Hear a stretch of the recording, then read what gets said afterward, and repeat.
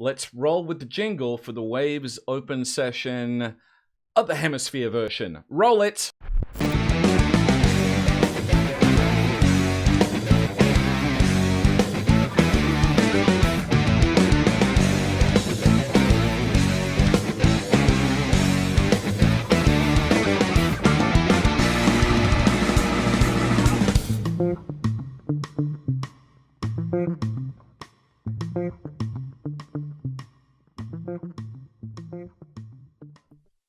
Welcome to the Waves Open Sessions. My name is Michael Adams. As I said, you can call me MPA. If you're in Australia and you're watching this and you know me from anything I've done in Australia, feel free to go back to my roots and call me Gomez. It's totally fine, and sometime Andrew is probably going to ask me about that. On the top of the screen, you will see me in a little circle. On the bottom of the screen, you're going to see my friend Andrew Scheps, live from Worcestershire in the United Kingdom or Britain, depending on what you want to call it. Andrew, hi. Hello. How are you, Gomez? I'm amazing. Maybe we should talk about that right now. Is that an Addams Family thing? It kind of is an Addams Family thing. So when I first started in radio back at a little radio station in Brisbane called 4BK, which then became B105 FM, and I helped launch that. So back then, there was a show that me and my boss at the time, the main mix engineer of the studio, production manager at the studio, Kieran Murphy, we were producing this show called Top 40 Brisbane, which was, predictably the top 40 songs each week in Brisbane. And at the end of the show, it would say, this show is produced by Kieran Murphy and Michael Adams. And the voiceover, I think it was a guy, another friend of mine, Bernie Britton, if I recall, Bernie Britton or Guy Easton, they got bored of saying that. So they ended up with Kieran, Where is Island Anyway, Murphy, and Michael Gomez Adams. And I walked into the recording studio the next day, and everybody was calling me Gomez, and I kept on saying, don't call me Gomez. That was 1988. It stuck to the point that my mother would ring up the recording studios I was working at the time and say, it's Mrs. Gomez here. Can I speak to my son, please? Because they didn't know who Michael was. They only knew who Gomez was. Well, and your first mistake was to say, don't call me Gomez, because that's it. Absolutely. They will but only call you stuck Gomez. For years. It's like there's still so many Aussies who know me as nothing else but Gomez. And it's kind of one of those things. And then I get to America and I find that they think that my official real name, Michael Pearson Adams, is too long, so everybody just calls me MPA. So it's MPA or it's Gomez. It is. Well, and I'm going to call you Michael. I'm a traditional first name kind of guy. So we've done one of these before, and it was actually you and I have done a lot of these before. I think over the last 15 years, you and I have done a lot of these events, and they're always fun. First thing I would like to do, obviously we call this the open sessions, because we have one of Andrew's sessions on the screen, and we're going to go through a bit of the session, and we're going to talk about how he uses plugins, how he mixes, how he structures things. And then obviously there's some questions here that I have in the audience. We've got ones from Tristan, g'day, Kieran. We've got who else have we got? We've got Ian, we've got Marcus. Folks, I'm going to get to all those questions. First up, let's start this out. Andrew, tell us a bit about this session.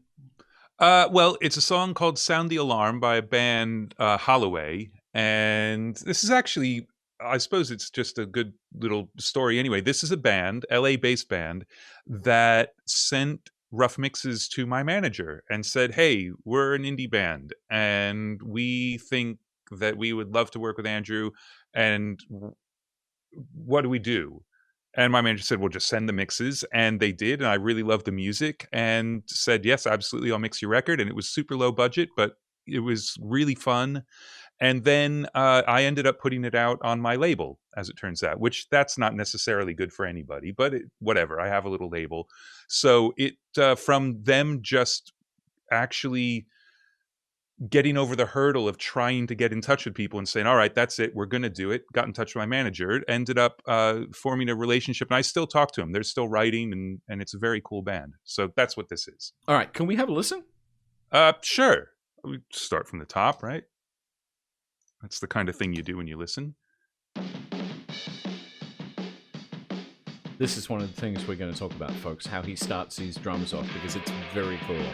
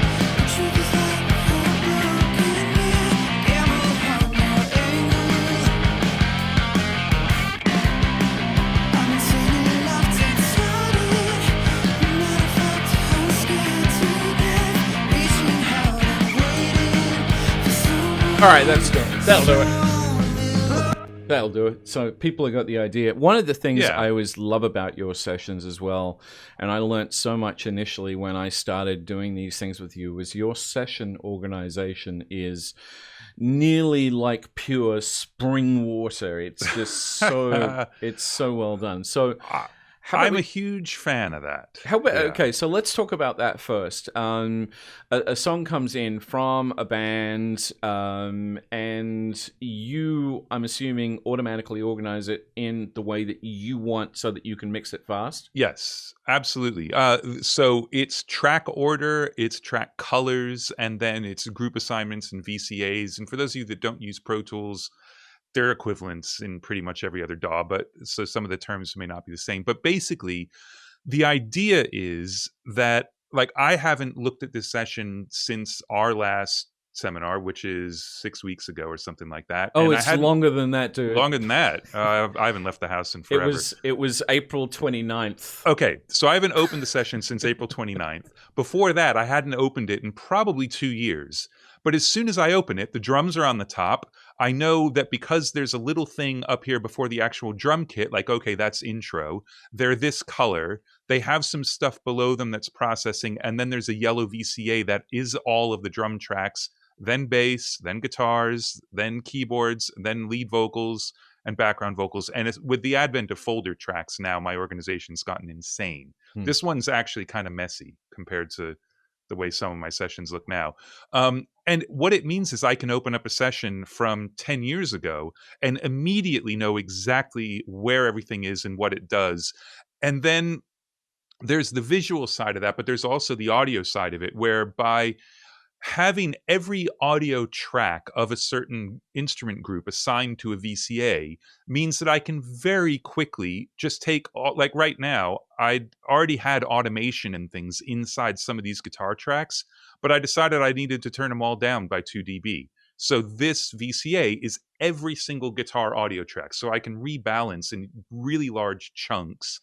And then down at the bottom, I've actually got an all VCAs. So if I'm balanced right, but I'm hitting my mix bus too hard, I've got the option of turning down all the individual audio tracks, which will change how much is going to the parallel compression as well. So it can kind of open up the mix and take that down to dB, and you actually come down about a dB and a half or so because you're losing parallel stuff as well. Or I can say, you know what, that balance with the parallel stuff is exactly right, and use master fader to just bring that audio down before it goes into the 2-bus processing. So it's a visual organization, but it's also, and again, I've got even more stuff now because this was built with a much older template. The gain structure side of the organization is huge as well, because you want to very quickly be able to try different things, especially if you use parallel stuff. Because while parallel compression can be great to bring up the energy, it also reduces dynamic range, it brings up noise, it makes things denser. So to be able to very quickly listen to the trade-off is huge, and I do it a lot. So yeah, it's kind of a two-level thing. So with the folders, how long did it get?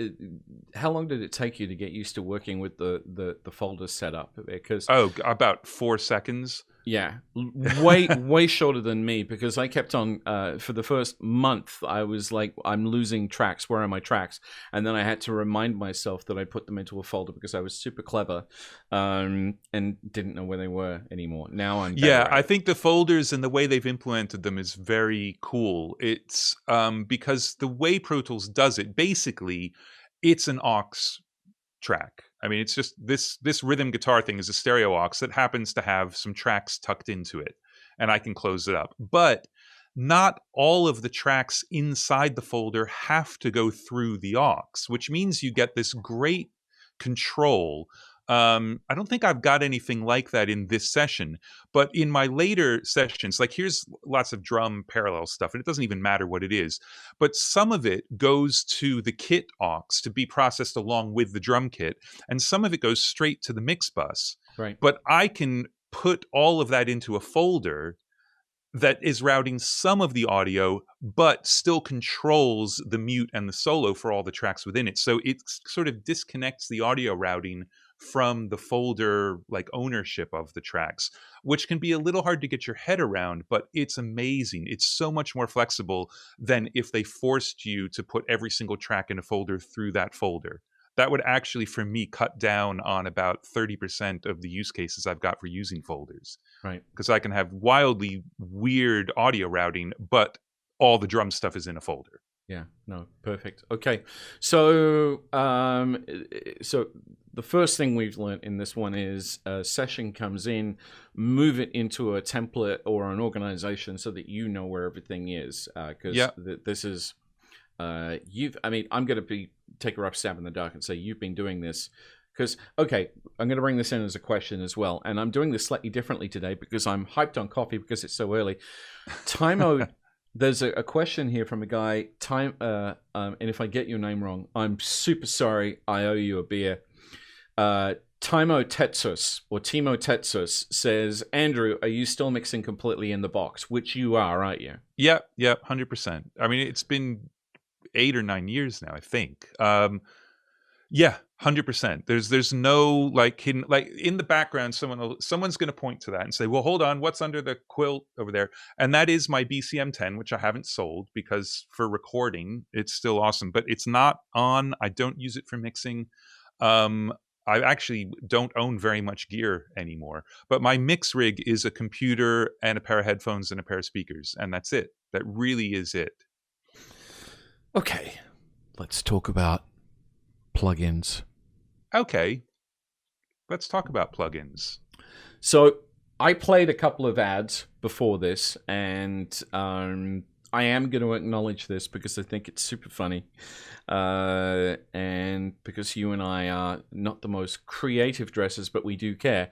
The shirt that you're wearing in the ad for Parallel Particles, which we played right before, is the same shirt you're wearing now, and I did. Yep. I have to say, I did giggle. I did giggle just a bit.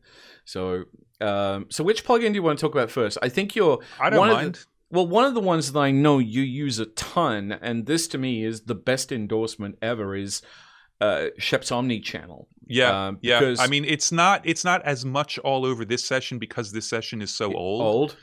But I use it constantly, and there are things I can see in this session, like on the bass. I've got the HLS, the Kramer Helios. That sort of spirit of that is now inside of the Scheps Omni channel in the thump, the low end thing that I get. So like what I've always done with the Helios before the Scheps Omni channel is you switch in this low end EQ and you actually get a boost in the low end, even though the boost is technically at 0. So there's sort of a resonance is what it feels like. And what it actually is, it's like a very broad bell centered around 100 hertz just from switching in the circuit. And the hardware did that, and this plugin faithfully recreates that. So it feels like, wow, I just have a bit more low end. So when we designed the thump, that's where I kind of started my thought process. Like I wanted something that it's EQ, but it doesn't feel like EQ. It feels just like a low end presence in the way that harmonic distortion feels like a mid range and a high end presence. So that's where the thump came from. So now I would just have omni channels all over these bass tracks instead of the Kramer. So there's lots of stuff like that that I've kind of pulled into this, and that's why I built the thing, because it used to be 10 or 12 different tools to do this stuff, and now it's all in one screen. So we did. Let's talk quickly, so that, because I mean, not a lot of people here may have had the pleasure of watching you at NAMM or AES or another show talk about this plugin in person.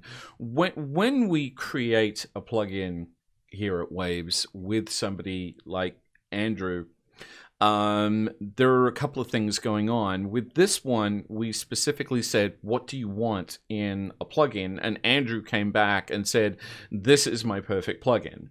Yeah, I had a PDF that I'd made. Yeah, it was gigantic, and I wanted a lot of stuff. Yeah, but you wanted it not specifically from a commercial point of view. You wanted it because this is the plugin that you wanted to create that you would use. Absolutely. That's exactly what it was. I wanted to build the channel strip that I wished existed already. Okay, so talk us through this from left to right if you can, because there are some very cool features of this plugin. So basically, there are 5 main modules, and they are all independent. They can all be reordered, which is a big deal. They can all independently switch from running in stereo or duo, which is dual mono. Now, dual mono for an EQ, all it does is unlink the controls. Sonically, there's no difference. But for the dynamics, it does change them to multi-mono. So the time constants change a little bit, and you've got separate detector circuits for the left and right. And then they can also all be switched to MS. So that's sort of overarching design philosophy. The preamp is a combination, it basically 3 functions. So you've got high pass and low pass filters, which I wanted to separate from the EQ, because quite often you might want to clean up just the bottom end of something before you compress it, but then you want to EQ after. And this way you can do that without having to have a second EQ, which you can do, and we'll get to that in a second. But just with the stock modules that come up, you get that sort of pre and post processing EQ. And these are not meant to be like character filters. These are filters to do a job. I think they sound good, but they're not resonant. They don't do anything weird. They're really meant to be utility EQ. Then you've got your saturation. This we spent a ton of time on. A ton of time. So odd and even are pretty self-explanatory. They are series of odd harmonic or even harmonic distortion. They're all tweaked in terms of the levels, and how they react as they get more level. But they're sort of familiar if you have listened to odd or even harmonic distortion before. And then heavy is it's a clipper, and it's a 2-stage clipper, because I love clipping. It's a really great way to add high frequency energy to stuff, because the faster a waveform turns a corner, the more high frequency energy there is. That's the definition of how you can make a corner tighter. So you could just clip once, but that gives you a very limited sort of knee to it. I'm trying to explain like what's different about it, but basically if you looked at a sine wave and you started clipping it, you coming up with the sine wave, and then it turns the corner, it becomes flat, and then it turns the corner and comes down. The shape of that corner as it goes from what the waveform used to be to the I have now clipped you part is different on every clipping circuit. And there was a particular sound I was going after, which was based on sort of a combination of 2 or 3 other clippers. And it's like, okay, that one's really cool for this, but it sucks for this. That one's great for this. And we tried to figure out why certain things work for certain things. And we got this great clipper that's sort of in the middle on the heavy thing. And it ended up being an actual 2-stage clipper. So I love this. I use heavy on everything. Just a little bit. It's like what you would do with NLS or any sort of tape plugin or console saturation plugin or anything like that. But it's a very specific version that I love that's based on a clipper. So anyway, enough about that. Well, there's never enough about that, but I love that. And then down at the bottom is the thump that I've already talked about, which is kind of this low-end presence thing, and it's either 2 or 4 dB. So that's your preamp section. Then there's a gate, which is very cool. It works really well. It's got lots of different controls. So the floor control And then the close give you separate open and close between the threshold and close. So you can really tailor this to do some cool stuff. And also it's MS, which is weird, but I thought, well, we made it MS, so I've got to figure out how to use it. So there are actually some presets I did with MS gating of drums, where you get the kick and snare really, really tight in the middle of the drum kit and leave the cymbals going nuts on the outside. And it's a really weird sound. So you can do some really creative stuff with the gate. The de-esser, this is big. I had said at the very beginning of doing this that I wanted a de-esser that was 20 to 20K. I did not want a mid-range de-esser because in my mind, there were so many other ways to use a de-esser, and there are very few of them that go down below, I don't know, 800 hertz, really, because they're thinking about de-essing. And I just wanted to de-anything stuff. So you've got 4 different filter shapes. So you can do it with a high pass or low pass, or a broad filter or a tight filter. But your frequency goes from 20 to 20K. The idea is, let's say you've got an acoustic guitar and the way the microphone is pointed at the body, certain notes are just going nuts. You need to take care of that with a dynamic EQ of some description, whether it's a multiband compressor or a de-esser like this or a dynamic EQ, because for the most part, the tone on the guitar sounds really full and natural, but on certain notes, it just goes crazy. So you only want to suck them down when they get above a certain level. That's kind of the definition of a de-esser. So to be able to use this, and also one thing I want to mention is it has a solo function on all of the frequency controls. So if you hold down the control key while you turn this knob, it turns the plugin into a bandpass filter so you can find the frequency. You don't need to be a tone meister and listen to the resonance and say, oh, that's at 315 hertz. I can't do that. So you can hold down the control key, move around so you find the frequency that's not happening, and then you just bring the threshold down to suck it out. And then you can play with these to decide how tight you want to be and how loose. So I actually use this less for de-essing vocals than I do for everything else. I suck low mids out of guitars, basses, kick drums. You've got floor tom bleed into the kick drum mic, or kick drum bleed into the floor tom mic. You can actually find the resonant frequency of the bleed drum and suck that out while leaving the resonant frequency of the drum that you're trying to get completely alone by using this tight down in the low region. I've used it for taking out pick noise on acoustic guitars. Just finding that really annoying tick, tick, tick thing, because once you compress, that's going to come up and it's really going to get annoying. So sucking that out before hitting the compressor has been amazing. So really, really versatile. And there are 2 of them, because sometimes you need to take care of more than one frequency. So just sucking out cymbals, annoying harsh cymbals in the overheads, they're going to be more than one frequency. And rather than have to do it really broadly, just use 2 of them stacked up. So de-essers, awesome. EQ. On the face of it, it's just a simple 4-band EQ. You've got shelves up top. You've got 2 mid-band bell EQs, and then you've got a low shelf on the bottom. But every EQ band, 20 to 20K, just cuz. And the mid and the tone both have a broad and a narrow, but these are 4 totally different EQs. So one of them is sort of Neve-ish. Another one is API 550-ish. Another one is more Helios-ish. And I don't even remember where we started with the last one. I think we might have made that up completely. So they have totally different characters, but they can be used at any frequency. And plus, every single band can also switch to a fully parametric band. That band is meant to be more of a surgical EQ. So it's something like a de-esser is not going to take care of. You really want to notch something out. You've got fully parametric EQ, but because every single one of these bands goes 20 to 20K, if you've already got 3 bands of your musical EQ going using a resonant high shelf, and then you've got something going on here and then the low shelf, but then you're like, wow, I really need to notch out something at 12.5K. Well, if this band is unused, you can switch that there and go up to 12.5K. So you're not limited to keeping a mid-range band around to do parametric stuff if you want to do musical stuff. Any unused band will work. So that's that. This resonant high shelf is genius. I love this thing. Use it all the time. The compressor. This was difficult. This took us a lot of time. And it's one of my favorite parts of the plugin. Nice. it's what I wanted to do, because we're talking about sort of the different characters of things. This is not meant to be a clean channel strip. It's not like super dirty, but I didn't want it to be like anything in particular. I just wanted it to be musical and have some character, so it'd be sort of inspiring to use, but not heavy-handed, and not trying to be an SSL or an API. Or those have been done, and they've been done really, really well. So the idea was, I want a VCA style compressor, a FET style compressor, and an Opto style compressor. So those are all very, very different. VCAs are very fast and very clean. FETs are very fast, but they're a little bit dirtier, a little bit brighter, some more grit to them. And Opto is much slower.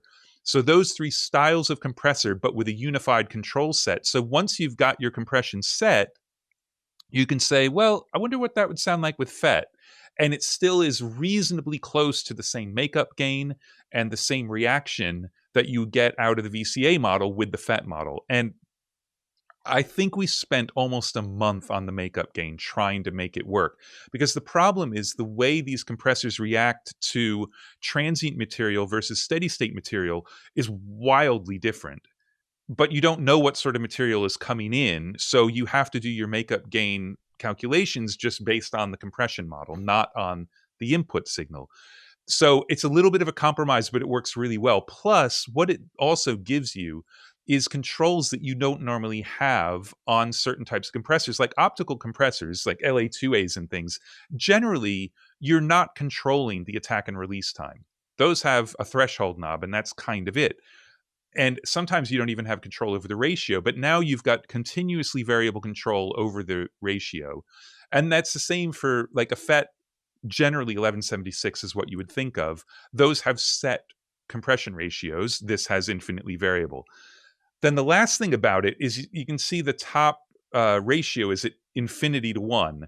Well, so on, let's say, the SSL, which is a really good example of a VCA compressor, they've actually got an infinity to 1 setting. And what that is a really hardcore limiter. So, okay, well, that's what we'll make the VCA compressor do. On 1176, what's really cool is you push all the buttons in. So it goes into crazy mode. It's not really any particular ratio. It's nonlinear and it's distorted. And the way it grabs things is totally different. So we go smoothly from high ratio into that mode on the FET. And then Opto, I couldn't even find an example of an Opto compressor that goes nuts. So we just completely made it up. Like, well, what happens if we turn this into a slow, hard grabbing limiter, which is an oxymoron when you talk about it, but we came up with something that is like crazy mode for an Opto compressor. So I use that a lot. Just a little tiny touch of it on things can make stuff really, really jump, as opposed to compressing more at a lower ratio and relying more on your attack and release times. Then, sorry, well, this is going to take forever, but every one of these modules also has an expanded view. So if we open up the compressor, you now see the sidechain EQ. So instead of just having a high pass on the sidechain, you've got a full 3-band EQ. So this allows you a huge amount of control to decide what the compressor is listening to. So you can take down the mid-range a little bit and let the mid-range go straight through the compressor and not trigger it, while making it really focus on the low end. Or by high passing, you can make it leave the bass alone and just work. Obviously, it doesn't turn it into a multi-band compressor. It's what it's looking at. But it can really change the way the compressor reacts, as well as having a mix control. Technically, that's like a parallel compression, but it works differently. I like parallel compression to be totally separate, so I can blend it in without changing levels. But this does give you great control if you're smashing the crap out of something and you just want to hear, well, what's it with a little bit less of that? Because changing the threshold changes the character. It doesn't just change how much compression there is. So, because as things grab with attack and release, that's all based on the threshold level. So this is a way to keep the compression exactly the same and hear a little bit less of it. As I said before, these can be reordered. That's a which cool is feature as well. pretty awesome. Drag and drop. Because a lot of the plugins, like say for example, another one of my favorites, the Abbey Road TG mastering plugin. It's like you can move things around, but you can't move the pre's and you can't move the output. With this this you can move the pre after the compressor and the EQ Yeah. before the gate and everything else. Plus, don't forget, did you talk yet about I haven't talked about the insert. yeah, which is So super powerful. one of the original design of the channel strip had a pre-dynamics and a post-dynamics EQ. And my idea was that the EQ before the dynamics would only be surgical EQ, and you would only be allowed to cut. There would be no boost before the compressor. And then after the compressor would be the musical EQ. So that would be all of these colored EQ bands, and it would be boost only. And we decided, well, first of all, that's restrictive. And if people want to cut and boost, they should be able to do whatever they want to do. And second of all, two EQs take up twice as much real estate as one. So we combined the EQs, and I said, well, okay, that's fine. But the only way you can do it is if I can add a second EQ if I want to.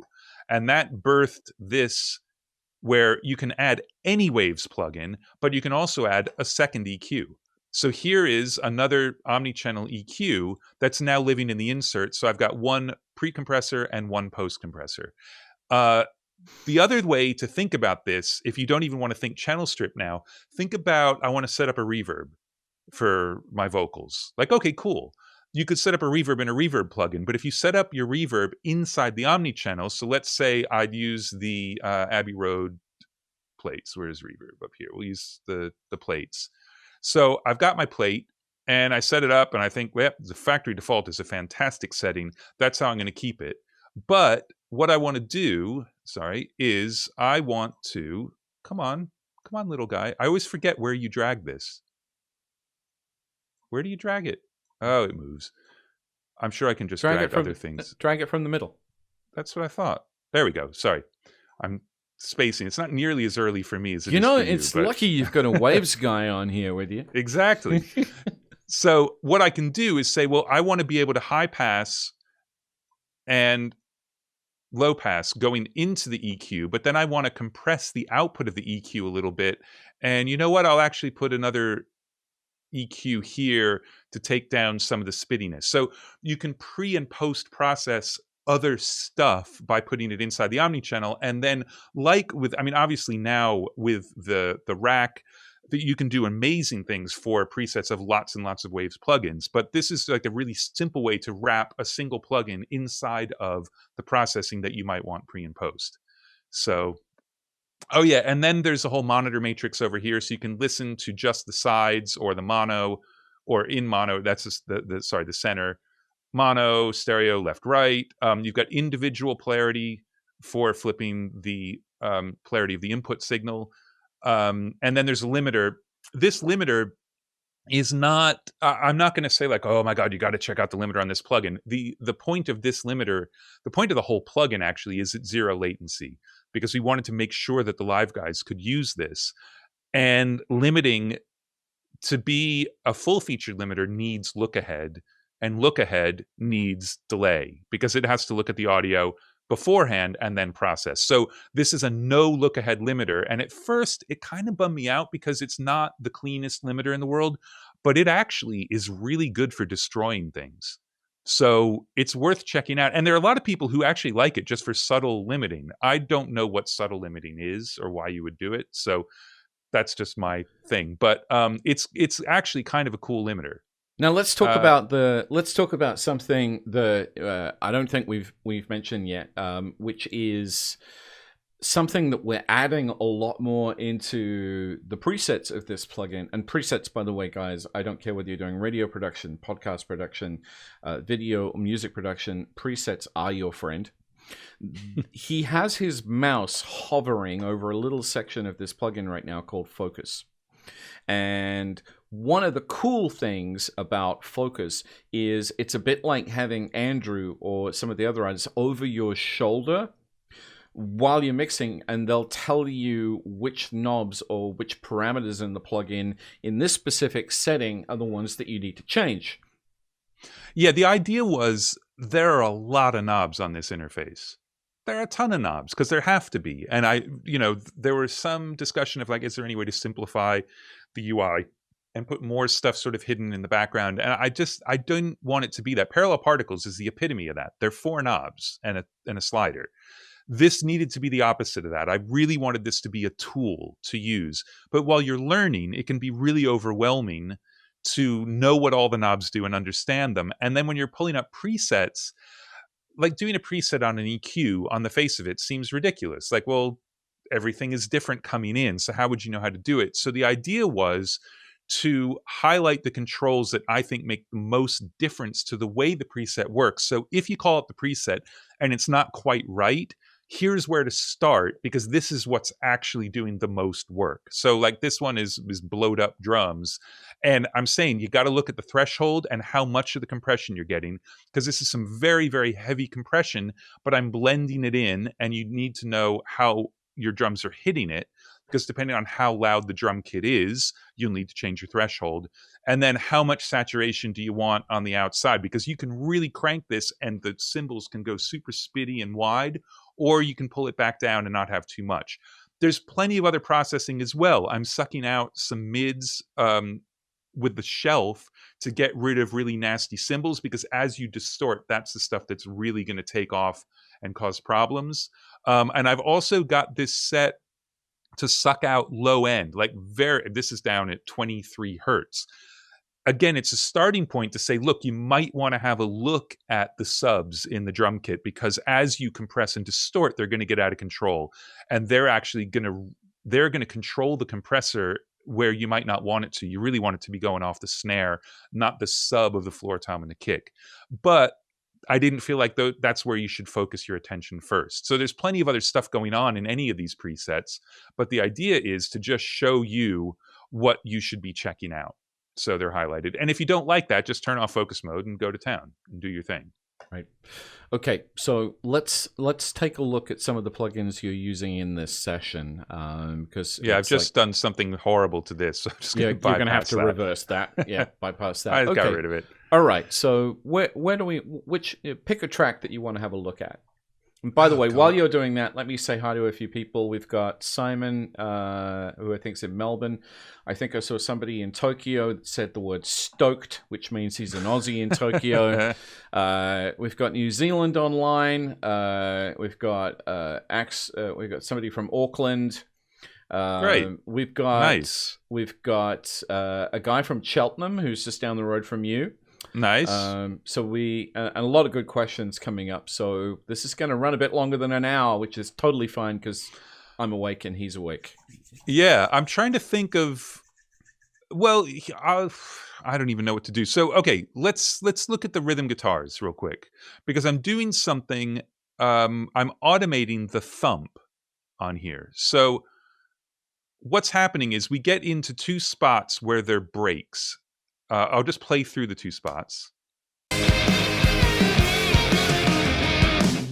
left an empty promise in your hand.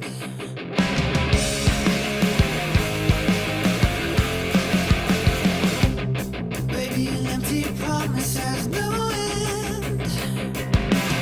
So I'm turning the thump off when the guitar is on its own. That's not because it doesn't sound good with it, but this is actually a really good way to think about your mixes as you go.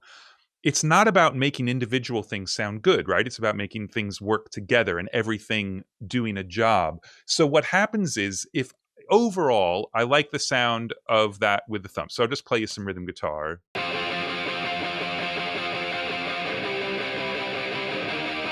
It's subtle, but what it is, it's a little bit of like cabinet thump or room resonance. Or it's a little bit more bloom to the sound. But what was happening when I didn't automate it is, when the band dropped out, the guitar sounded really big and good. But then when the band came back in, the guitar sounded like it had gotten smaller, because now all of a sudden it's competing with the bass and the kick and the bottom end of the drums down in that area with the thump.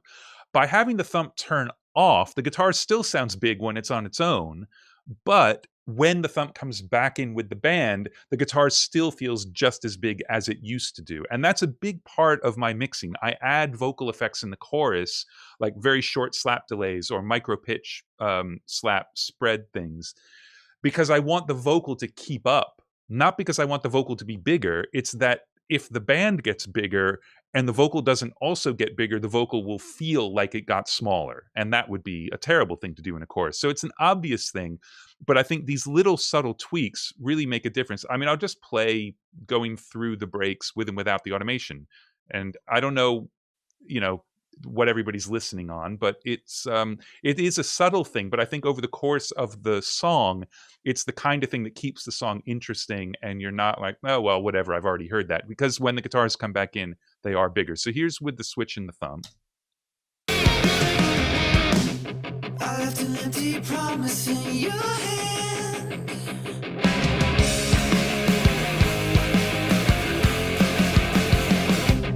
Baby, an empty promise has no end. I also realized that without our bass processing, the bass is way too quiet, but that's all right. Because I didn't remember how it was You could set. always revert the session. That's fine. Yeah. It doesn't matter. I don't think it is. I left an empty promise in your hand.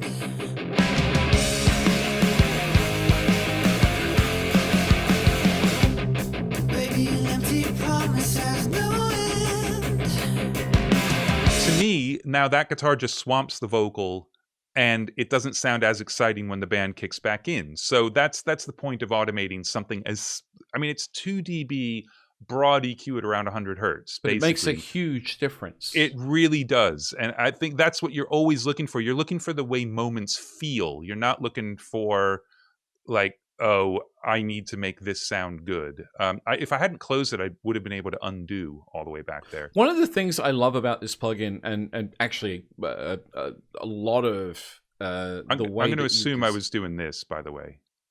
While you're talking, I'm also going to say hi to Andy in Indonesia. Andy said thank you for doing this at a time that's good for them. So Andy's probably watching on YouTube because Vimeo doesn't work everywhere in the world. And for those of you who didn't know, you're watching on the Waves website, but this is on Vimeo. So now, one of the things I was about to say about your plugin is it helps do something that I always try and train people to do, which is make sure that whatever DAW you're working in, that it's working for you and you're not working for it. So you're not struggling to get everything done. And that's one of the things I love about this plugin.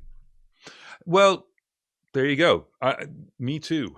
Yeah. So one thing I didn't notice also, you talk about how much processing is available inside the plugin, and people will start to think, well, it's got to be kind of a CPU hog.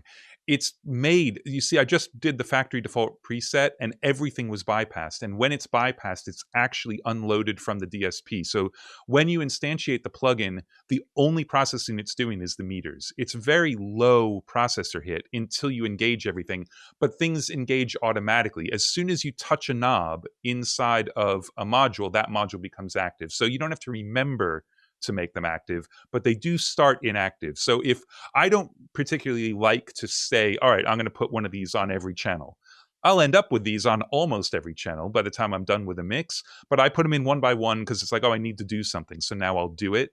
But if you're the kind of person who really likes to load up the sessions so that everything's already available, you could put in 200 of these and all you're doing is running 200 sets of VU meters when the plugin is open. So they're pretty low hit. Let's talk about the VU meters. Yes. There is a question about the VU meter. Hi, Andrew. Nice explanation of the Omni channel. He did, didn't he? He did a good one. Can the VU meter of the Omni channel be calibrated? Yes. And in fact, what I'll do, let me open up a VU meter because it's so good that we put it as a separate plugin. Because the ballistics on, I don't know why. There are lots of plugins that have VU meters, but I love these. These are my favorite ones. And I'm bringing this up because you can see it because it's bigger. You've got a headroom right here. So right now, this is set to 0 VU is minus 18 dBFS. And you can change that to whatever you want. And in fact, I never leave it at 18 because for me, they just be pinned the whole time. I usually have them, it used to be to only 10. But lately, they've been at minus 12 because I'm trying to be a good boy. That's awesome. By the way, I've got a pair of these in large mode on my second screen open all the time. 100% yeah, I do. Of the time. It's part of my setup. I do that too. Unfocus and leave them on the screen because I don't care what level I'm at. But when something's not sounding right, I can glance over and say, oh, wow, I guess I'm hitting the bus really hard, or I'm not hitting the bus that hard, or whatever, and just get a general sense of where the mix is going. The other thing that it's really good about is, like with most VU meters, they are truly measuring your level, but there's so much more energy in the low end that low end will swamp the meter, and the meter will peg because of low mid stuff. And a lot of people's setups at home, especially if you're working on headphones or small speakers in your bedroom, you may not really be able to hear the low mids. If you look over and these meters are pinned and you don't know why, you'll know, because that's the way VU meters work. Like, that's going to be down somewhere 200 hertz and below. Go find it. Like, it doesn't sound like your mix should be that loud, or you get to a certain section and something's loud. It's because something's happening down there, and you should go have a look. So I love them. They're really good. Just a quick sidetrack because beer. Mark says he's enjoying a Shepherd's Neems double stout while watching from Melbourne in stage 4 lockdown. So there you go, lockdown, and you can still have a beer and watch it. So cheers. It's too early for beer for me, but cheers to that. Way too early for beer for me. Okay, while we're doing this, let me just scroll through, get a couple of questions so I can keep on top of them. Yep. We have a question here from Dave Mitchell. How do you deal with phase issues between instruments? Many developers claim to have solved the problem of phase cancellation between each instrument. Is this not as big an issue as they claim, or something that you take care of in other ways? Wow. Okay. I'll be controversial. That's not an issue at all. The only reason it's an issue, phase while you're recording is really, really important between multiple microphones. And the reason it's important is because you have the same acoustic audio wave hitting those microphones at different times. And that's when things get out of alignment. It's always worth checking phase between instruments that weren't recorded together, because it could be that they're going to kind of work against each other in some way. So it's always worth kind of investigating.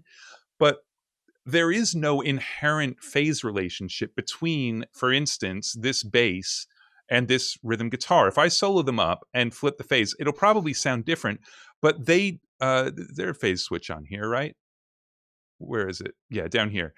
But there's no inherent phase relationship between them. They're completely different sound waves captured in completely different ways, and there's no bleed between the two. Where the phase relationship between them would come in is if they were both in a room, both amps were in a room, and there was bleed between them. Now you've got the verse guitar is showing up in the bass mic, and the bass guitar is showing up in the rhythm guitar mic. That's where you have a phase relationship that's directly related to the instruments interacting in the air and at the microphones.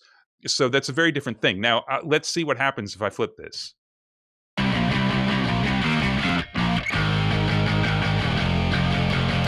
I'm not hearing a difference at all. I'm not hearing a difference at all.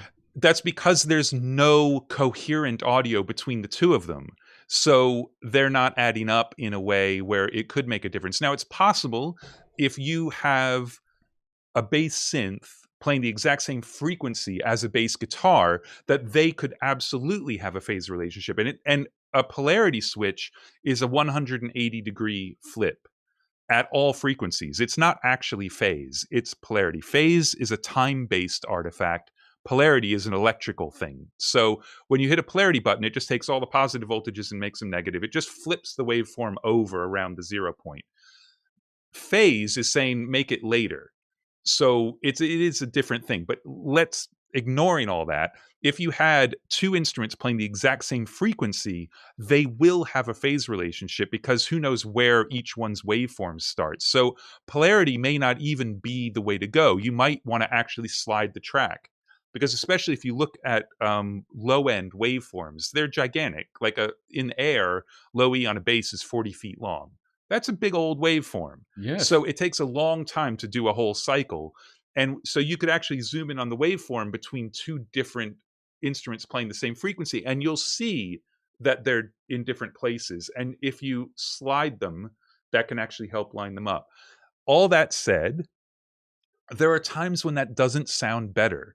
So think about recording bass. So most people will record a DI and they'll record an amp track. right? So the DI is speed of light all the way through from the pickups. It's just electrons moving through wire all the way to get to your A to D. The amp has to convert it back to acoustic energy, right? And then that travels through air to get to the microphone. So now you've got a delay because the speed of sound is way slower than the speed of light. So your amp track, by definition, has to be later than your DI track. So you would think that it would always be better to take your amp track and slide it forward and line up the fundamental frequency waveforms so that they're perfectly in phase. As it turns out, that usually doesn't sound as good. It's more solid, maybe, but you've gotten the tone of the bass as it relates to the DI when it's out of phase, because it has to be, because it's late. So I would say use all the tools you can get your hands on that you know well, that don't slow you down, but never, ever, ever say, well, it's in phase, so it must be better, and then force yourself to work with it that way. If you feel like there might be a phase issue, try and fix it, but then A/B it with how it was before. Don't ever assume that because something is technically in phase that it means it's better. Right. Okay, beautiful. Well, there you go. You got an answer and a half. Next question is from Marcus. When you were in Melbourne, you mentioned that you sometimes mix during headphones when traveling. You also mentioned on one of your previous online videos that you don't need to check your final mixes on multiple playback systems because you're so confident with what you hear out of your speakers. What recommendations do you have with setting up monitoring in a studio and with headphones to achieve the same level of confidence? Well, I mean, the confidence just comes from practice. It just comes from the fact that I've used my Tannoy speakers for 30 years and my headphones, I've been using these headphones. I mean, I wasn't mixing on headphones until, I don't know, 5 or 6 years ago because I wasn't traveling as much and I wasn't moving around, so I didn't have to. But I've been using these headphones in the studio forever because they're just great studio headphones. They're bright. It's easy for the drummer to hear a click without it bleeding through everything. Like, I just like these headphones. So I'm used to them. And that's the biggest thing. You have to understand what you're hearing. And then later on, I think actually Michael's got a question he's going to ask, and I'll give you another sort of tip about some monitoring stuff, which could actually help you get used to your speakers. But the way to train yourself is you work on the setup that you think you want to work on. Like, okay, this is going to be my mix setup. I like these headphones in this headphone amp. That's what I'm going to use. So do a mix. Now give it to other people to listen to or take it other places. And if you hear problems like, oh, wow, I didn't notice that the low mids were kind of out of control and the floor tom is ringing like crazy and I didn't notice that, don't fix it on the system you're now listening to. Go back to your headphones, if that's what you're using, and see if you can hear the problem on those headphones. If you can't, you might need to rethink using those headphones because there are problems that you cannot hear on them. But most likely, you'll go back to the headphones and say, oh, right, yeah, I do hear that, but on the headphones, it doesn't really bother me as much. And what you're doing is you're training yourself to listen for that on the headphones. And then I don't know how long it'll take. Different people are different, but you'll train yourself to hear the problems that don't seem as bad on that monitoring system. You know what? Seeming as you brought it up, and because I don't want us to forget, let's do this now. So, this is a new section of the Waves Open Sessions, and you guys are the first ones to see it, and it is called Do Try This at Home. So, Andrew, give us your tip. So here's the deal. So I mix on headphones probably 80 or 90% of the time because I got used to doing that because I didn't have my speakers set up in a room in my house. It was elsewhere and it was cold. And anyway, long story. And so I get to the point where now I kind of check the mixes on the speakers to make sure of things, but I do a lot of my work in the headphones. But also wearing headphones all day is physically a little bit uncomfortable and I'm used to it, but I don't necessarily like it. So I didn't want to work on the Tannoys just because I didn't feel like I was far enough along in the mixes I was doing on this record. And I thought, you know what? I've got Loopback, which is this great Mac utility that lets you route audio from any application to any other place on the planet. It's brilliant. And So what it means is I can get Pro Tools to play out of anything without having to switch the playback engine. Switching the playback engine changes your I/O setup. Like, it's a real pain in the ass. So I'd rather not switch my playback engine. But I realized, like, oh, I could just put up loopback and I could listen to Pro Tools on my iMac speakers. So I've got an iMac Pro. That's my computer for I mix on. And I'm going to put it to the iMac speakers because, like, while I'm doing other things, I'll just put something on Spotify. So it's not like a hi-fi setup at all, but I'll listen to music on them. And I've realized that they're not great at all. They're murky and weird. But any record that's a great sounding record actually still sounds great on them. So then I decided, well, hold on a second. Then I should challenge myself to make these mixes sound amazing on the iMac speakers. Like, I'm going to take a day and take 3 or 4 of these songs, and I'm only going to work on the iMac speakers, and then just see what happens. And it was a total experiment, and I assumed that I would fix some things, but create all kinds of problems. And when I got back to the headphones, it was kind of, what's our profanity rule here? There's no profanity rule here, really. It was kind of a holy shit moment because it was like, okay, there's nothing I've screwed up. It feels maybe a little light in the low mids, but one of the problems I have with these headphones is that they scoop out around 400 hertz. And when I correct for it, I've tried all the correction software, and I don't like that. For me, I don't respond well to that. So it's like things that I usually have to be really aware of in the headphones, but it's like, okay, well, that problem is now completely gone because that's where the iMac speakers are terrible. And I'd actually cleaned them up to the point where it's like, wow, these are translating like crazy.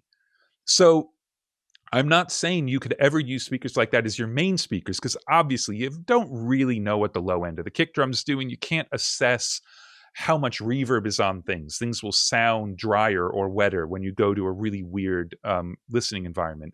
But in terms of overall, does my mix work? I would actually recommend that. Find a crappy thing to listen on, and computer speakers are a great example of it. Then find records that you think sound amazing, listen to them on those speakers, and confirm that, you know what, those records still sound amazing on these speakers. Now that's your goal. Your mix has to sound amazing on those speakers, and it's really hard because you can't listen critically to anything. You can't hear shit. It's like, okay, it's all big picture stuff and balance stuff, but in a way that's really good. It'll get you out of the rabbit hole of thinking that it's really important to figure out if 0.2 or 0.3 dB at 364 or 365 hertz is the way to go on this thing. That means nothing when you're listening to crappy speakers. So it was a really interesting exercise, and I have a feeling that I'm going to do it all the time now, because it got me over the hump on the sort of overall sonic picture really, really fast, because there was no way to convince myself that it was okay. And it was also, when it wasn't working, when you're listening on a good pair of headphones or good pair of speakers, you can get used to anything. In some ways, it makes you be able to hear everything that's wrong, but in other ways, it makes what's wrong not as unpleasant to listen to. Whereas on bad speakers, man, it's horrible. It's really, really bad. You can never just let it go. So you fix it. So I would say try it. You might get yourself into some horrible trouble doing it, but absolutely try it and just see what happens. And I have a feeling you'll do some big picture stuff that will now translate to absolutely everything. I think one of the things that has changed, and I don't think it gets talked about enough personally, is the fact that we have truly come out of the age where people have what we used to call, oh my God, it's getting late outside, where we truly have, people listen to stereo systems with a speaker on the right and speaker on the left and sit and listen to a song or an album while reading album notes. Yeah. It doesn't happen anymore. People don't buy hi-fi systems. People listen on whatever they have, their iMac, their phone, their iPod. There is so many listening environments that we have to deal with now. Let's take that question that we just asked one step further. How do you think all of this translates when it comes to the way the different streaming services now encode, because a lot of them have totally different ways of dealing with the processing. Look, and I'm gonna go almost the opposite way. Like, you'd think I would be saying, like, okay, yes, and you definitely want to mix for those systems and things, and I think you just completely ignore them because they change it every day too. Yeah. They change their encoders. Apple updates their encoders with every single software update. And they never tell us. No, and they'll switch sample rates. They switched from MP3 to AAC. They like these things. They're moving targets. So there's some general guidelines, like you want to leave a little bit of headroom for the encoder because by definition, a lossy encoder introduces distortion. If there's no headroom, then that distortion will just be pure clipping because you can't get any louder. So leave half a dB, 0.7 dB, something like that. And I'm talking about taking your mix and literally gaining it down. So there's nothing up there. I don't mean headroom in terms of dynamic range. I'm not talking about that at all. You could have 0 dynamic range in your mix and then just gain it down half a dB, and that will make a better MP3 than if it was full signal. So that's the only sort of consideration I would make for that. But the idea is, if your mix sounds great, it will survive the translation to all of the listening services. Right. So don't mix for it. Mix for the one person who's got the $200,000 stereo who's going to listen to your mix and talk about sound staging and things even you don't care about. That's who you mix for, and you still try and make it just awesome when it actually is awesome. And this is my thought process for deciding to actually work on the iMac speakers, is that the records that I know sound really great still sound great even on the horrible iMac Pro speakers. And I'm using horrible to, whatever. They've worked hard on them and they sound better than some computer speakers. But look, they're computer speakers. They're always the last thing. Whatever real estate is left in the box, okay, fine, put a speaker there.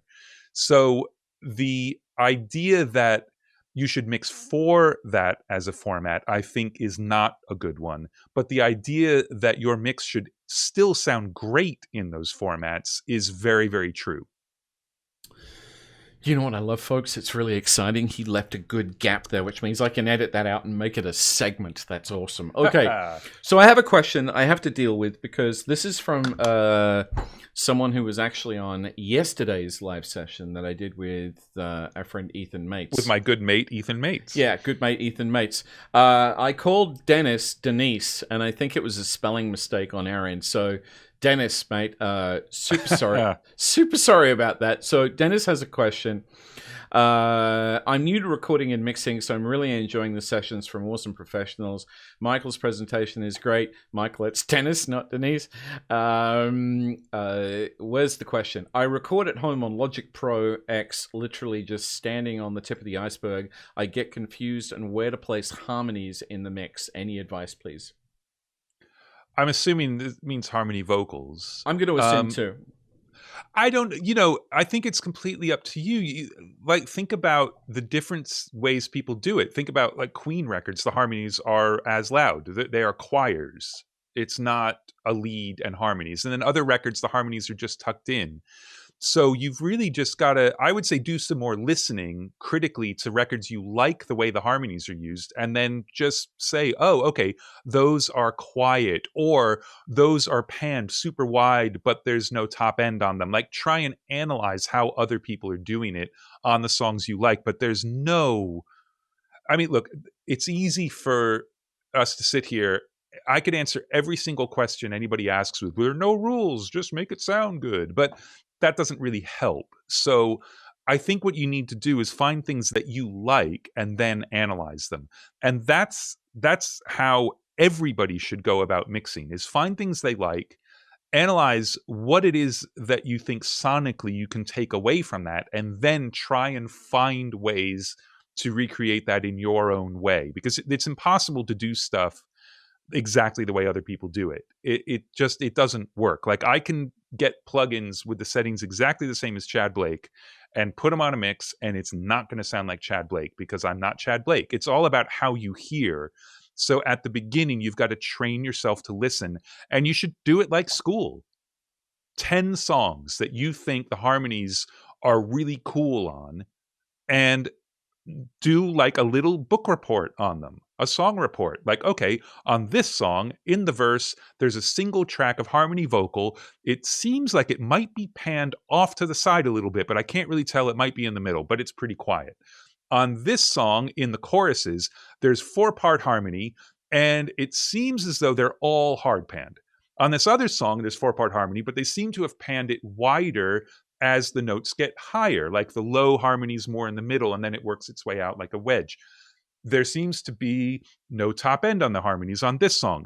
These harmonies have more or less effects than the lead vocal. Like, don't get specific and say, this one has delays on the harmonies. Okay, I like that. You need to say, well, what's the relationship between the rest of the song? Do the harmonies feel wet compared to the band and compared to the lead vocal? Or is it just that they're in keeping with the rest of the song? Because then you haven't actually learned anything, right? Then you just know, well, okay, that's in the same space as the lead vocal. That's what you learn, not put these effects on the harmonies. So try to be less specific as you analyze things and more holistic about how the harmonies are doing a job within the mix and what they're like in contrast with lead vocals and other lead instruments. Okay, so let's lead into another quick section, Desert Island plugins. Now, I'm going to talk about this one solely because there's a bunch of questions right here, Andrew, about what are your other favorite Waves plugins. So let's talk about that. So let's talk about, say, for example, where's one of those questions? What? Yes, one of them. Dan says, "Hi Andrew, thanks for doing this. What are your other favorite Waves plugins you regularly use?" There are quite a few. Arvox. I use that. It's on the vocals because it's on the in my template. Every single session has Arvox on it, and it's set like this on every single session. There's just something technically at only 0.7, it's really just gain, but there's something awesome about the presence you get from Arvox. So a little bit of that goes a long way. I like the CLA 76 is the only compressor I might reach for outside of the Omni channel because it's just different. The FET compressor in the Omni channel is very 1176 like, because I love 1176s, so that's where we started and then tweaked from there. But there is something super cool about that CLA 76. There's just a grittiness to it that I don't get out of other 1176 plugins. The Puig Child, I think I've got it on the guitars. You do. Move it left a bit. It's under your face. There we go. Beautiful. Thank you. Use this on guitars a lot, and it's the factory default settings. And there's something about the presence on distorted electric guitars that comes out as much from the harmonic distortion as there's very little compression actually going on usually, but that sonically that plugin does something really cool to the mid-range that makes it easier to hear sort of the fingers on the strings and the pick, the stuff that goes away as you distort guitars. It just humanizes them a little bit and pushes them forward in the mix.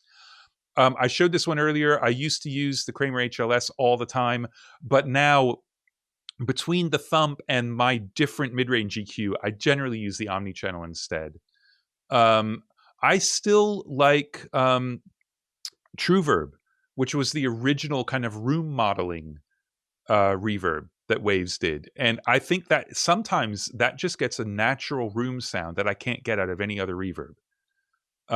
Studio B is my favorite preset on that guy. That's a lot. What else? That's totally a lot. Okay. That's totally a lot. Okay, so we have here's a question about one of yours. So Nuno says, "Hey Andrew, how do you deal with printing stems and with all the parallel processing you tend to do?" I have to print them one at a time, because I do parallel processing that's shared. I'm doing less and less of that now. My rear bus, which I'm not going to go into too much, but basically it's a copy of the mix minus the drums going into a stereo compressor that's then blended back in. I'm using less and less and less of that. So I have a feeling after 20 years, because I used it in hardware, and then it was the first thing that migrated into the box with me, and I'm finally getting sick of it, which is interesting. I never thought I would, because for years it was just magic. I'd put that on and like, oh, thank God. I would feel like I wouldn't be able to finish a mix. Like, I just suck. This is all terrible. And then I'd put the rear bus in like, oh, right. Okay, cool. Now we're good. And now it's starting to go away. But that's shared amongst every single instrument except the drums. And it's not the same as doing it individually to the groups of instruments. So I print them all one at a time. And to go off on a small tangent, I've been getting really into SoundFlow, which is a scripting language for Pro Tools, basically. And it's insanely powerful. I just got into it. I'm getting addicted to it now. It is so good. And I am in the midst of I already have scripts that bounce mixes for me and can do multiple passes, but I'm now in the middle of writing basically an application that will do batch bouncing for me. Because I don't want to change how I work because of the demands of printing. I think that's stupid. It just, you can't compromise the artistic side for a mechanical thing. You've got to find a way to make the mechanical thing less crappy so that it can coexist. So yeah, but there's no way to do the stems otherwise. I've tried printing what's going to it and using that in the side chain, and it just doesn't work. It doesn't work. So I have a question here I have to get to, solely because this name stuck out to me from my past, and just it's irrelevant to any of you outside Melbourne. Mark Jennings, better known as Mark Gageldonk, was someone I worked with. Of course he's better known as Mark Gageldonk. Worked at and lived with when I was working at a radio station in Melbourne in the early 90s, and he made the best spaghetti bolognese sauce. He has a question for you. He says, do you mix to loudness specs? Nope. There you go, Mark. No. I don't. I just don't. That VU meter on the second screen is my only indication of how loud stuff is, but I can tell when there's too much limiting. I don't have any compression on my mix bus anymore. I just don't do that. There might be on this mix because it's an older one, but I do have a limiter at the end because the way I use parallel compression, like the kick and snare, have not been compressed the entire way through the mix bus. So something's got to catch those transients. Otherwise, I'd be peaking way over zero, and the mix might not even be close to zero. But I hear when that stuff is getting hit too hard, and I pull the level down. And like I said, I've actually changed the calibration on the meter 2 dB lower so that I get more indication of being too loud earlier and stuff like that. But I don't look at the numbers.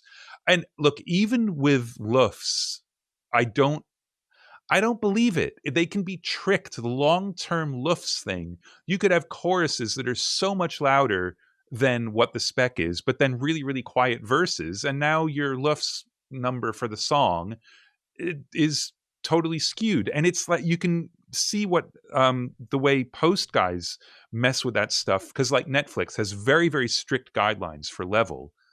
So they make the quiet parts in the movies so quiet you can't hear a thing so that the loud parts can be really, really, really loud. Yeah. So that takes LUFS out of the equation altogether. There's no number someone can ever give me that's a true. So, okay, as an example, I mix records. What's the guideline for Spotify? It's like -13 or something like that. Something it's supposed like that, to be. Yeah, it's My mixes are nowhere near -13. I'd be shocked if they're quieter than -8. But those records don't sound quiet on Spotify, so they're turning them down. They must be, because they look at the left. So technically, those mixes have been turned down anywhere from 4 to 7 dB. But it doesn't sound quiet. And that's the argument they always give you. It's like, well, you crush your mix. It's just going to sound quiet when it gets out into the world. This is the same thing as it's got to sound good on every pair of speakers. The loudness is subjective. And where I can't get some of that level out of my mixes is it loses power when I do. It's not just quieter. It isn't just a volume knob. The way you hit things determines the power. It just determines what it sounds like. And for me, and again, I'm coming down in level compared to where I was a few years ago. I'm okay with the sound of it a little more open right now, but it just, yeah, the numbers are irrelevant to me. I think you use them while you're learning as guidelines to realize when you're really screwing up. and that could be a source of a problem you're having with the mix. But if the mix sounds amazing and everywhere you play it, it sounds good, but it's too loud according to a meter, fuck that. Yeah. No, I'm with you on that one. Okay, so I have a question here from a Kiwi in Auckland, which makes perfect sense, being a Kiwi in Auckland. Curious to hear any stories Andrew might have about mixing the Black Sabbath album 13. Big fan, thanks, and all the best. God, I can't really think of anything specific with that. I mean, it was amazing to do. I think, the first song, I'd heard rough mixes and things like that, but, I start with the drums and I try to do it very quickly to get everything in quickly, but I build from the kick drum to get the drums and bass, and obviously pulling up Geezer's bass was like, whoa, that's pretty awesome. And then Tony's guitar is like, but pushing up the lead vocal fader for the first time on the first mix, and like, there's Ozzy. Because up until then, it was like, man, this stuff is super Sabbathy. That's so cool. And obviously, because it is Sabbath, but it's not truly Sabbath until you've got a doubled Ozzy vocal with some analog delay on it. Then, holy shit, it's Sabbath. So that was just I am so privileged to have done that more than once, to push up an Anthony Kiedis vocal, to push up Metallica tracks, like any band like that, where it's like you could work on stuff that's kind of like it, and you might even say it's more something that you like better, but when you push up the actual fader with the actual person on it, it's like you've been given a present. So that is, I don't know what else to say about that. I love doing it. It was a lot of fun, a lot of work, huge amount of work. But that's the only kind of moment I can really remember. I think one of the things that always comes to mind when I'm talking with you is how many records you've worked on, and how many of the records that have shaped so many people's lives growing up that you've worked on. Let's talk for a second about the basketball net. Because honestly, I love that story. So, where is that basketball net these days? And then you can explain what it was. Well, okay, so this is like one of those basketball hoop things. It's on a big stand and a water-filled base, so you can roll it around, so you can move it. We're explaining that to the rest of the world that isn't American and isn't used to that. Yeah, no, just like what, because they think it's just a net, like it got cut down at a championship and I keep it in a box. Like, this is a full-fledged, put it in your driveway, play basketball thing. And I believe it is still at my friend Kamran's rehearsal space in Eagle Rock in LA. And it's called something Rock. I'm completely spacing on the name of his facility, but it's this great building, which I don't know how he's doing in the lockdown, but there were like 100 bands that had rehearsal rooms in there. And awesome, really great community space. And so when we were moving, I bequeathed the basketball hoop to him. But the progeny of the basketball hoop, I believe I'm using that word correctly. It's a good one. Is we were working on a record at Larrabee, which is where Manny Morgan's set up now. But this is in 92, 93, something like that. No, maybe more like 94. Anyway, and it was a Michael Jackson record. So we were there for months and months. And they had a parking lot right behind the studio that could fit a few cars. And there was always room because we had the studio booked out, but there weren't that many of us there. And there was some time to be filled. So we got a basketball hoop and we set it up in the parking lot of the studio. And then when the session was over, it was like, well, what are we doing with this thing? And I asked, well, does the studio just want to keep it? Because what the hell, it's good. Like, no, because sometimes we get sessions with a ton of people. We can't lose a parking space, whatever. So I had it at my house for years. So it's the Michael Jackson basketball hoop. I got a question here from Kane. Another question. Kane, if I missed your first question, I'm sorry. For engineers who maybe aren't always working with full-time musicians or working bands, what do you recommend doing in terms of taking on the right work feels like ideally we want to work with people who will help us in what we're doing by virtue of them playing well, but at the same time we're still trying to make a living? That's a good question. Yeah, it's really, really tough. I mean, I think the first consideration has to be, do you like the music?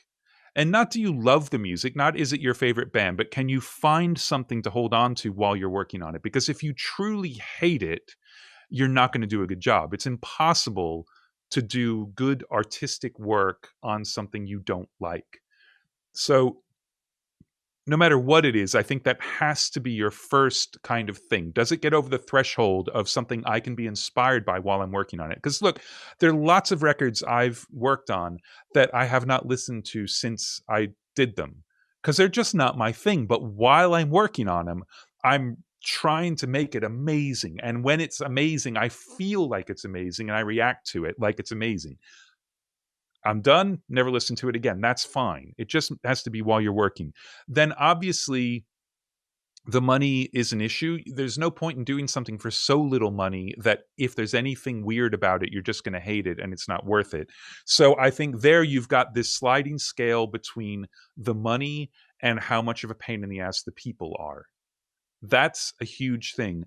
I will give up money to not deal with people who are going to be a pain in the ass. And you get a sense of that. I mean, I don't think I'm especially good at it. I think most people can get a sense pretty quickly that, oh my God, this person's crazy and will never finish this project.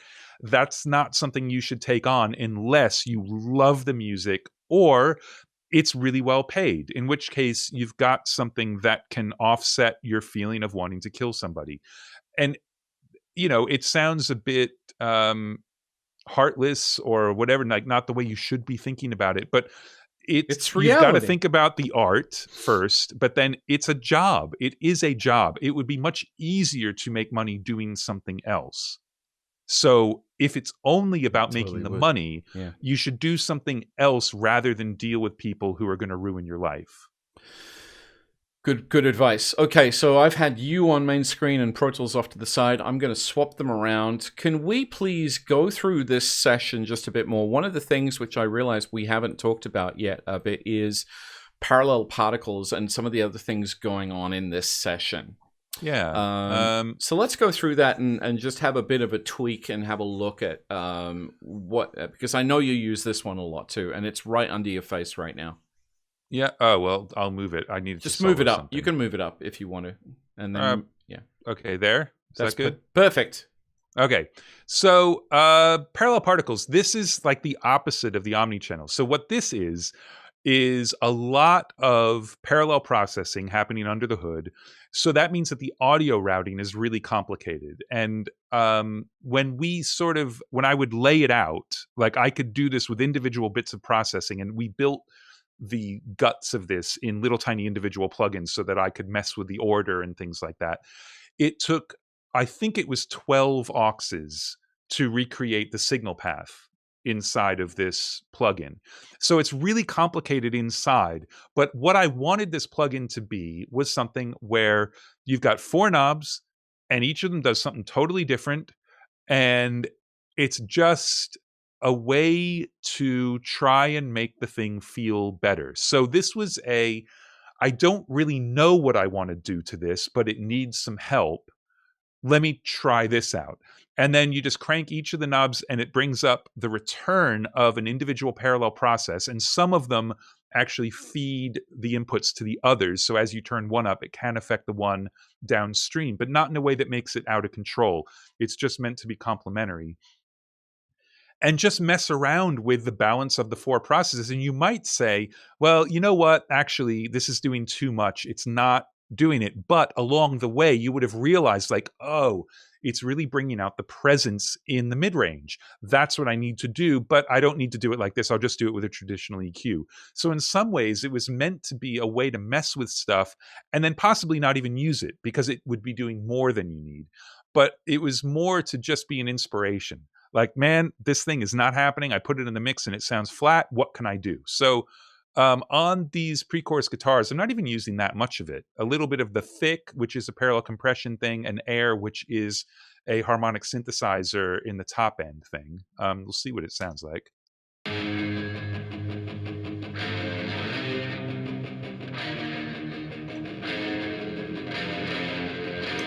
You can hear it brings out the attack of the guitar and helps that reverb really bloom on the picking of it. And in the track, I don't know. Let's see what it does. Again,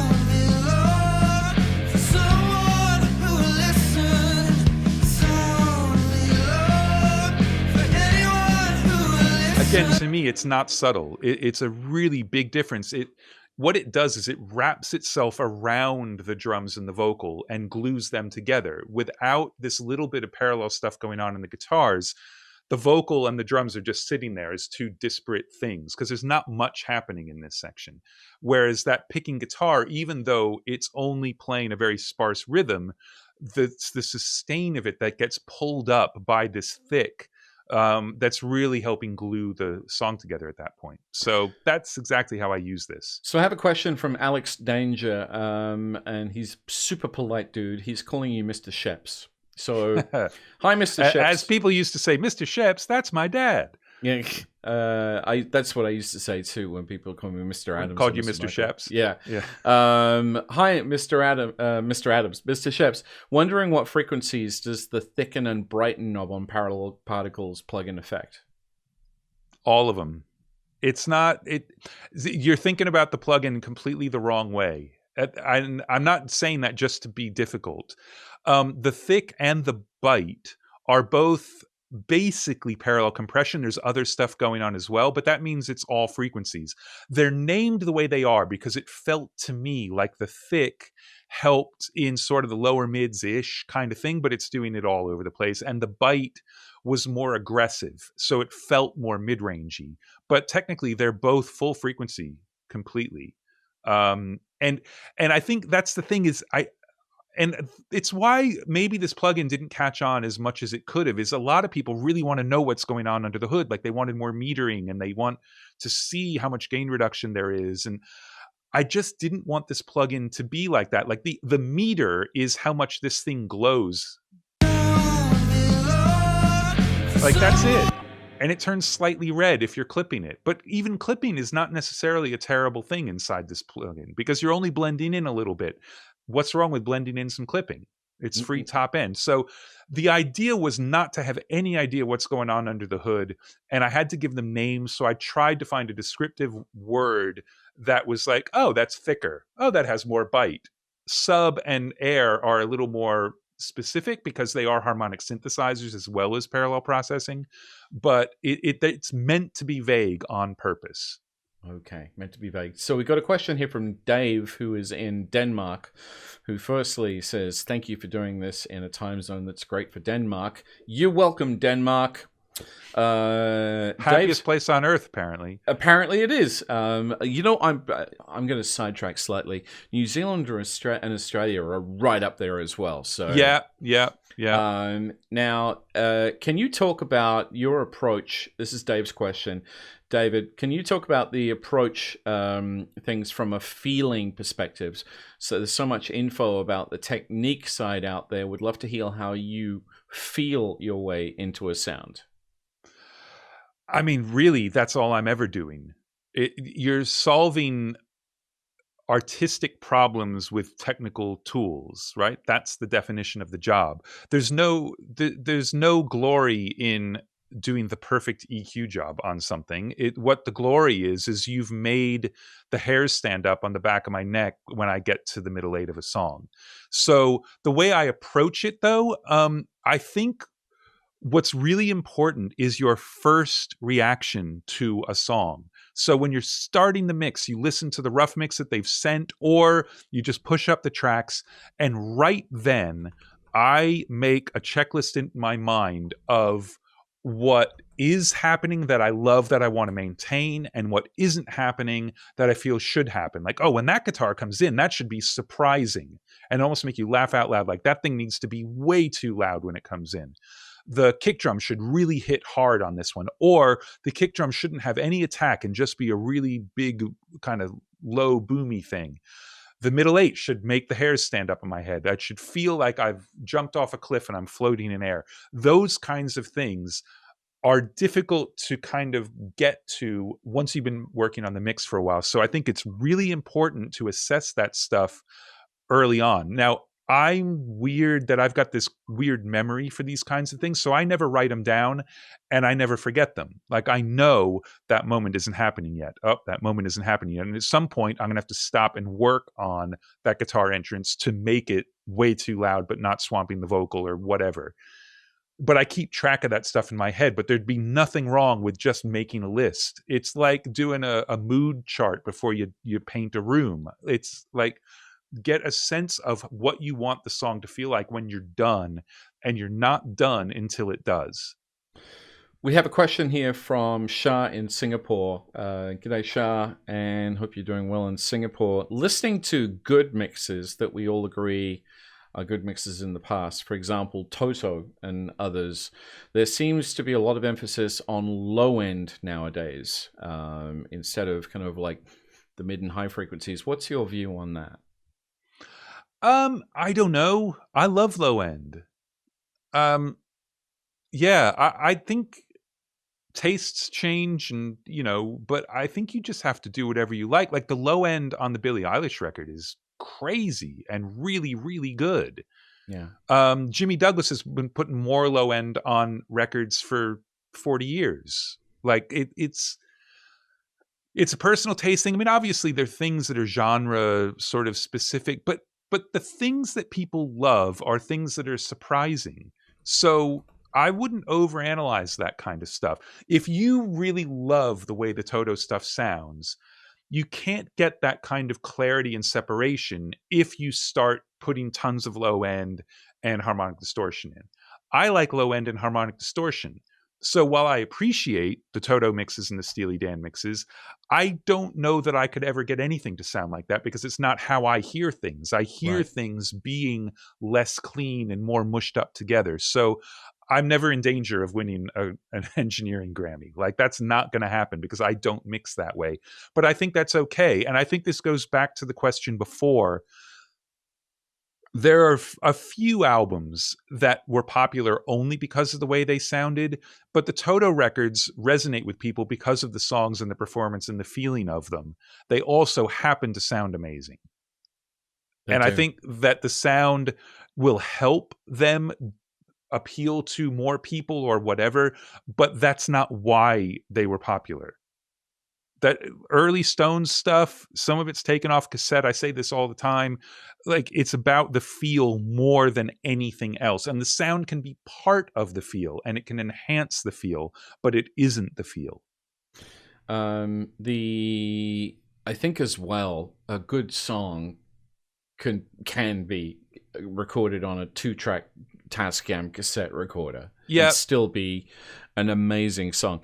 I mean, I watched an interview. I can't remember on YouTube where it was, but it was a quick interview I watched with Tom Lord Alge, and he was asked about how he felt about the Billie Eilish record winning a Grammy and being mixed in a bedroom, and he said exactly what I thought, which is good for them. You can get a good sound anywhere. If it's a good song, it's a good song. If it's a good mix, it's a good mix. It doesn't matter where you are.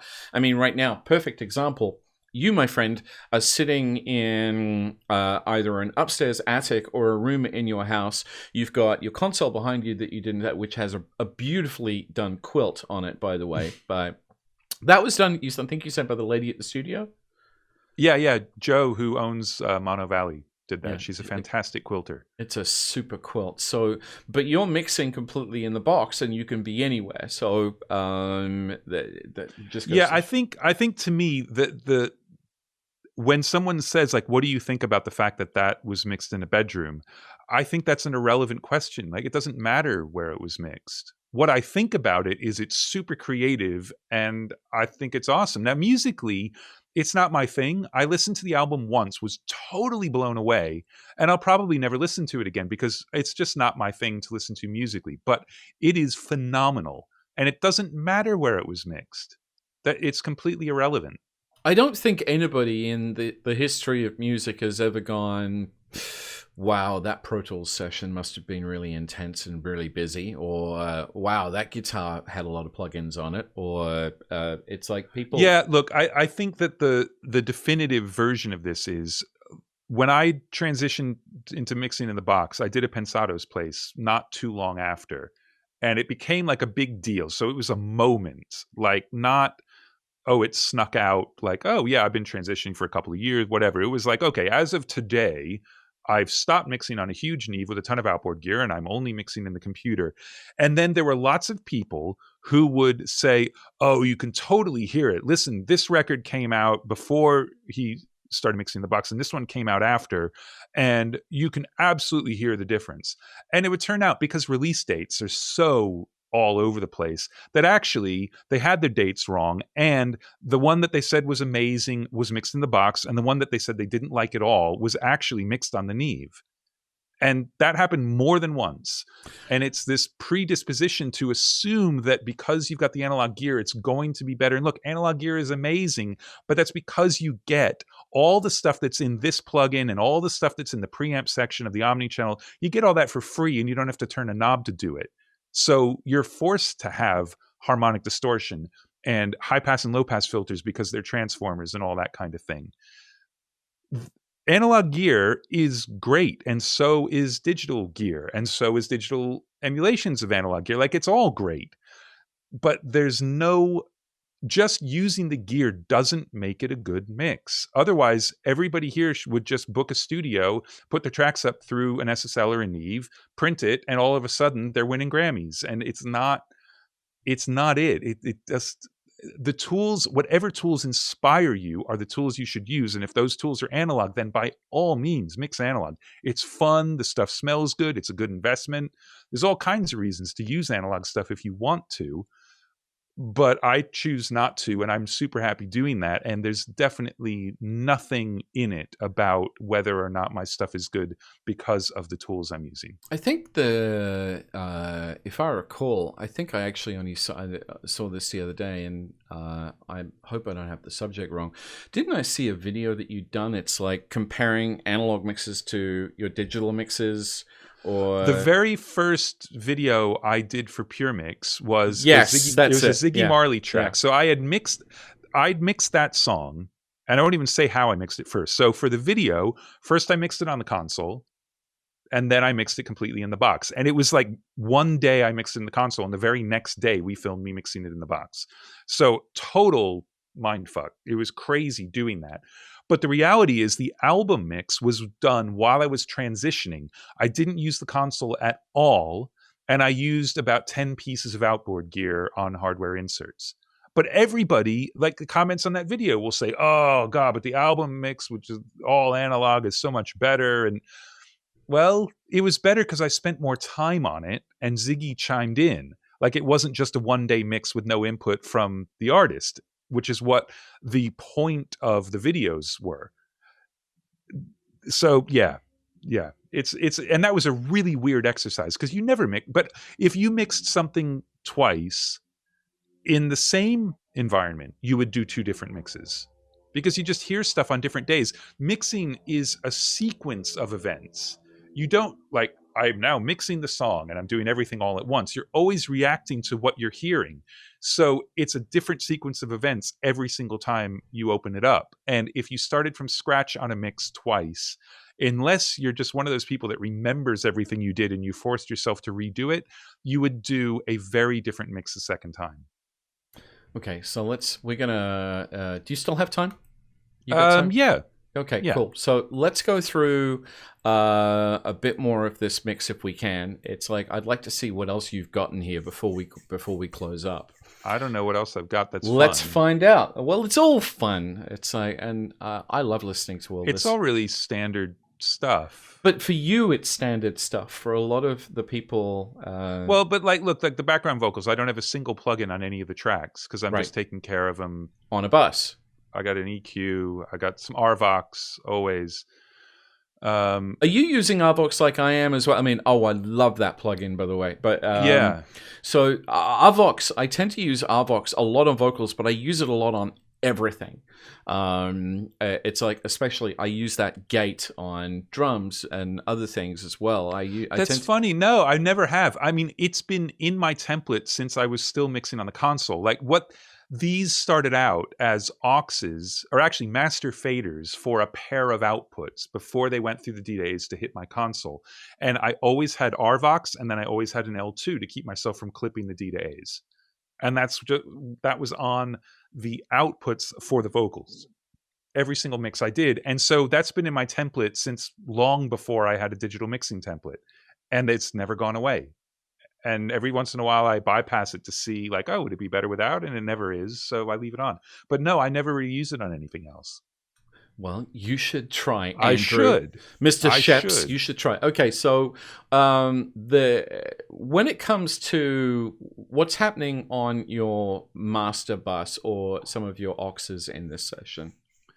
All right. So the master, I'm widening a little bit. I love this plugin. So let's talk about this plugin. Now, this plugin, obviously, center, it's been around for a while. This can be used to either pull the center out and spread, or it can push up the sides, or you can do a bit of both. Mastering engineers love this plugin, but also, as you're saying, you can put it on a master and do some amazing things.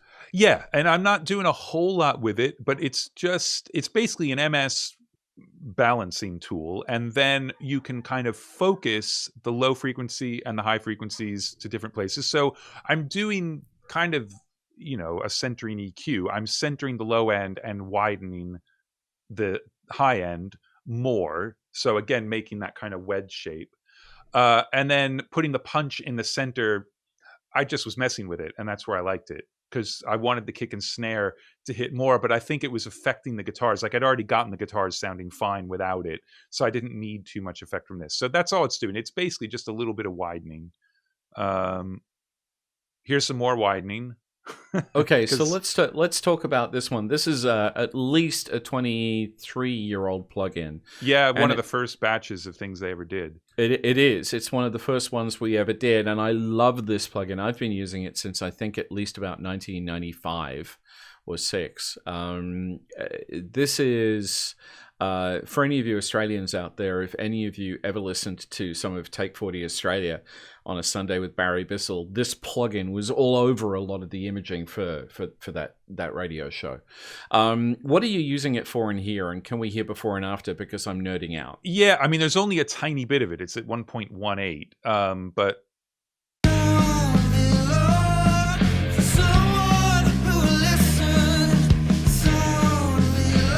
pushes the guitars out a little bit. It does. But the thing, stereo widening is difficult, especially with complex material, and different plugins do it in different ways. So that's why I'm using a little bit of the widening on center and then a little bit of the widening here, because they do it differently. And sometimes it can really distort the low mids or cause intermodulation distortion if you've got tightly harmonized vocals and things. Like stereo widening can be problematic, but I also love having a bit. There's like louder is always better, so is wider. Something jumping out of the speakers, and it works in headphones, and I just love the way it sounds. So it's just another way to get a little bit of extra push outside the speakers. So one of the things I love about this mix is you start the mix with drums that sound kind of semi-distorted and definitely mono. Yeah, and that came to me that way. They had intro drums, and I'm not actually processing them at all. So yeah, it's just a bounce of the kit that's been filtered, and then it breaks into the whole drum kit. It sounds awesome because it makes them sound a lot more present when they bump out. Oof.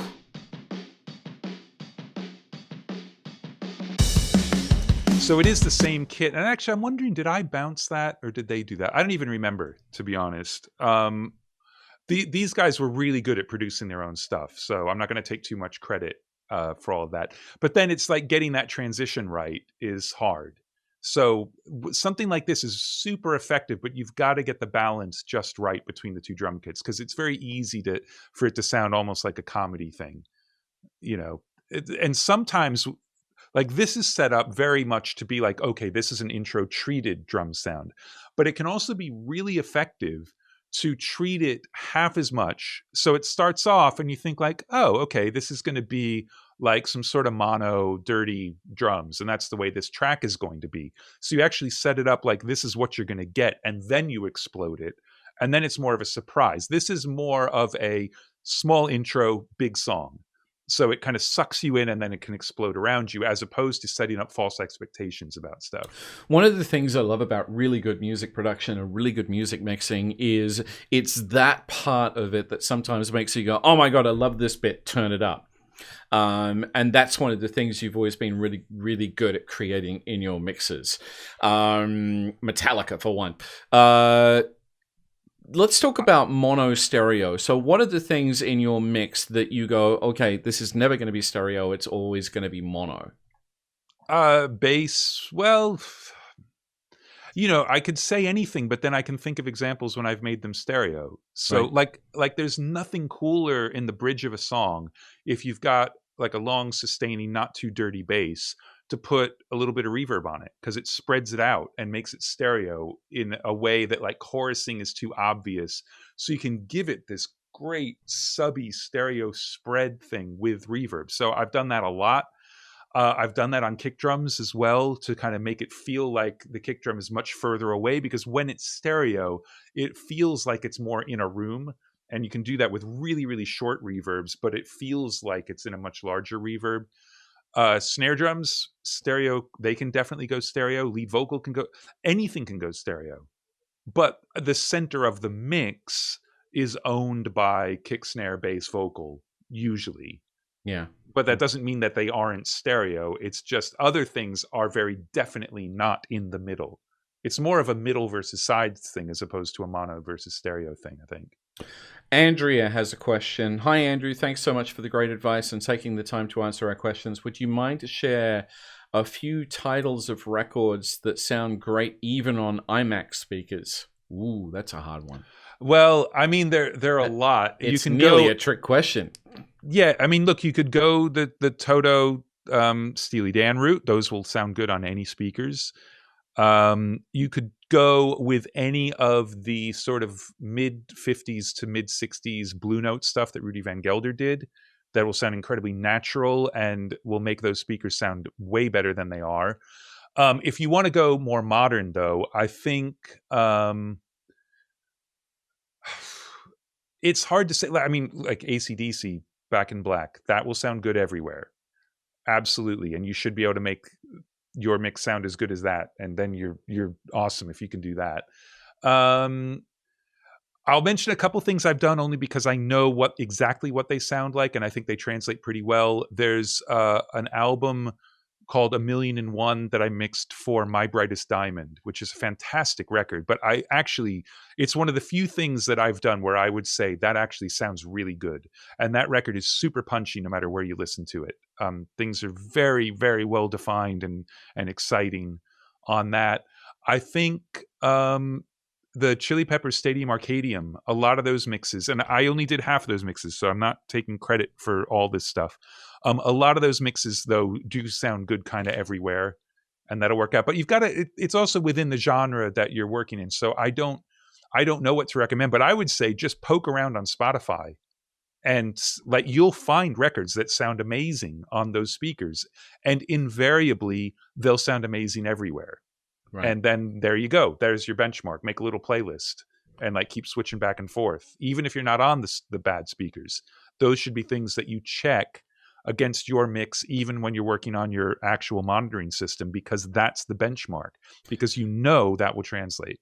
So, final question.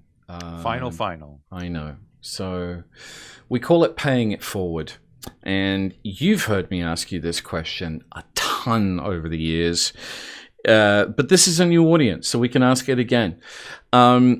There's a lot of people out there who want to achieve the kind of success that you've achieved in your career and continue to achieve in your career, who are working out of bedrooms, studios, starting where I did in radio production or other places, and want to keep on moving in an upward direction. If you had the chance to give them one piece of advice that you think is relevant in this current world, what do you think it would be?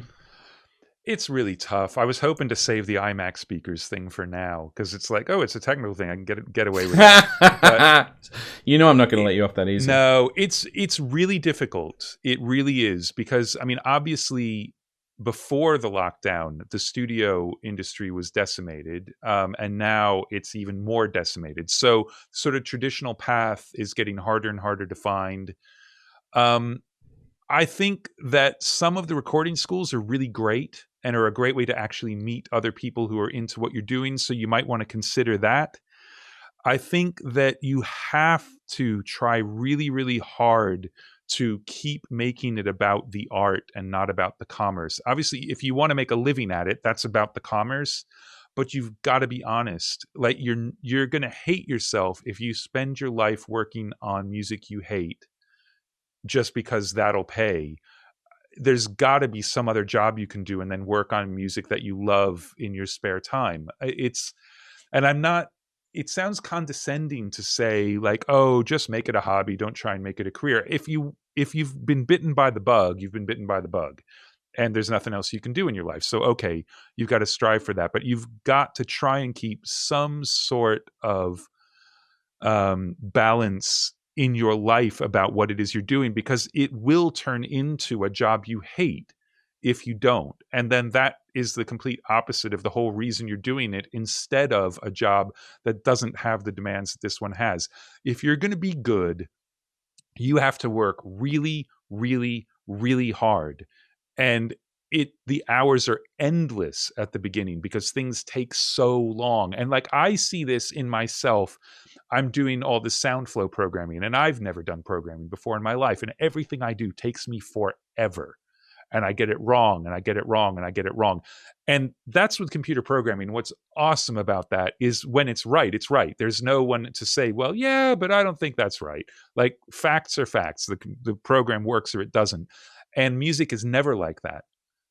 You love it. No one else on the planet loves it. Well, I guess you got it wrong, but you still love it. So artistic questions don't have definite answers, which makes it much harder. But you just have to be dedicated, and don't think that it's going to come easily, because it won't. I mean, look, I've been really, really, really lucky, but I've worked really, really, really hard. And I think you do make your own luck to some extent. Now, you do have to get lucky along with that. But like a stupid phrase about it is, to be in the right place at the right time, you have to be everywhere all the time.